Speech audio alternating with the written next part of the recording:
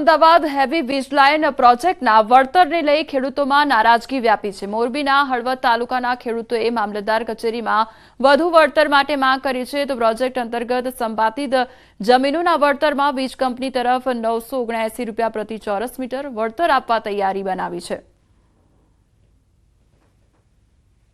અમારું કહેવાનું એવું થાય છે કે 2021માં જે લાકડીયા બરોડા લાઈન ગઈ તેમાં 1003 રૂપિયા ભાવ હતો પોલનો। તો બે વર્ષ આજ 2024-25 ચાલે છે, તો 3 વર્ષ વધારે થવા છતાંય ભાવ માઇનસ કેમ થાય છે?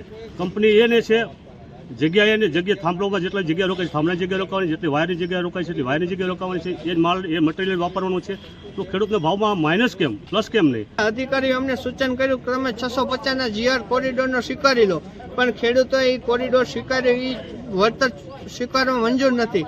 કારણ કે આજથી 4 વર્ષ 5 વર્ષ પહેલા જે 1003ના ચૂક્યો હોય કોરિડોરના ભાવ, તો અત્યારે કેમ નહીં? એટલે ખેડૂત મિત્રો આવનારા સમયમાં પાવર ગ્રીડ સામે મંડાણ માનશે।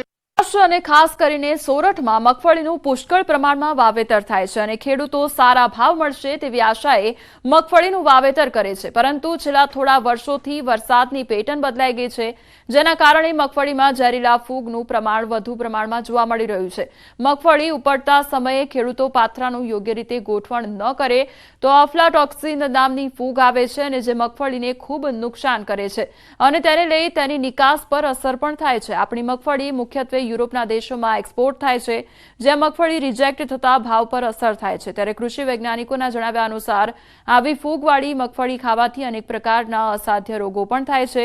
કૃષિ વૈજ્ઞાનિકો દ્વારા ખેડૂતોને આ રોગ વિશે માહિતી પણ આપવામાં આવે છે, પરંતુ મગફળીના પાથરા વખતે ધ્યાન ન રખાતા ફૂગનું પ્રમાણ વધે છે। તેની સામે જ્યાં દરિયાઈ પટ્ટી અને રેતાળ પ્રદેશ છે, ત્યાં આ રોગ આવવાની શક્યતા ખૂબ ઓછી હોય છે।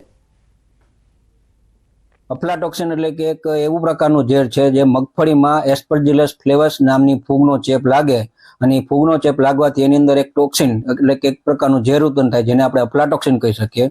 અને આવી અફલાટોક્સિન વાળી જે કોઈ પણ ખેત પેદાશ છે, દાખલા તરીકે મગફળી છે, એ આપણે ખાઈએ તો આ જે ટોક્સિન છે, જે ઝેર છે, એ ધીરે ધીરે આપણા યકૃતમાં આપણા પેટમાં જમા થતું જાય અને આગળ જતા આપણને કેન્સર જેવા રોગો તરફ દોરી જઈ શકે। અને આપણે જે ICR ક્રીડા છે, ઇક્રિસેટ છે, ત્યાંની બધાની એવી ભલામણ છે કે આપણે મગફળી ઉપાડી લીધા પછી એના જો પાથરા બનાવવાના થાય તો પાથરા હંમેશા ઊંધા રાખવાના, એટલે કે દોડવા છે એ ઉપરની સાઈડ આવે અને જે પાંદડા છે એ નીચેની સાઈડ રહે, એવી રીતે આપણે મગફળીને આપણે ખેતરમાં સૂકવવામાં મૂકવાની।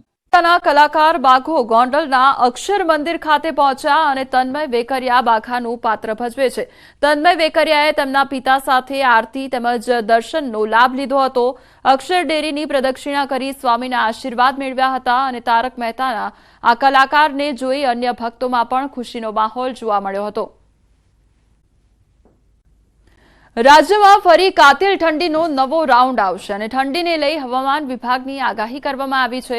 રાજ્યમાં 24 કલાક તાપમાન યથાવત રહેશે। 24 કલાક બાદ 2 થી 3 ડિગ્રી તાપમાન ઘટી શકે છે। વેસ્ટર્ન ડિસ્ટર્બન્સના કારણે તાપમાન ઘટશે, તો હાલ ઉત્તર પૂર્વના પવનોની અસર વર્તાઈ રહી છે અને આગામી સમયમાં ઠંડી વધવાની આગાહી કરવામાં આવી છે। मौसम शुष्क रहने का पूर्वानुमान दिया गया है और जो पवन का दिशा है उत्तर पूर्व से पूर्व था और जो हमारा तापमान में लघुत्तम तापमान में 2 से 3 दिन तक आपका एनएलसी रहेगा। तापमान में कोई ज़्यादातर परिवर्तन नहीं होगा, लेकिन उसके आगे 2 से 3 डिग्री सेंटीग्रेड डाउन होने का पूर्वानुमान दिया गया है। સત્તાધારનો વિવાદ શમવાનું નામ નથી લઈ રહ્યો અને આ વિવાદમાં હવે રાજકોટના ચોટીલાની આપા ગીગાનો ઓટલો નામની જગ્યાના મહંત નરેન્દ્ર સોલંકીની એન્ટ્રી થઈ ગઈ છે। મહંત નરેન્દ્ર સોલંકીનો સત્તાધારની જગ્યા બાબતનો પત્ર વાયરલ થતા ખળભળાટ મચ્યો છે। મહંતે કહ્યું કે આ વિવાદ સત્તાધારનો નથી, વિજય ભગત અને શ્રદ્ધાળુઓનો છે અને આ વાયરલ પત્ર મારા દ્વારા જ લખવામાં આવ્યો છે। વધુમાં તેમણે આક્ષેપ કરતા કહ્યું કે સત્તાધારે આપા ગીગાનું ટ્રસ્ટ છે, તેમાં 2 ટ્રસ્ટીઓ છે અને ગૌશાળાના ટ્રસ્ટીમાં 4 લોકો છે, તો આ ટ્રસ્ટમાં મારો પણ સમાવેશ કરવામાં આવે તેવી તેમણે માંગ કરી છે। અને મને સભ્ય તરીકે બનાવવામાં વાંધો હું જ ભાઈ, તમારે જ્યારે કોઈ ખોટું જ નથી કરવું તો હું સીધી લીટીનો વારસદાર તો છું, આખું જગત જાણે છે।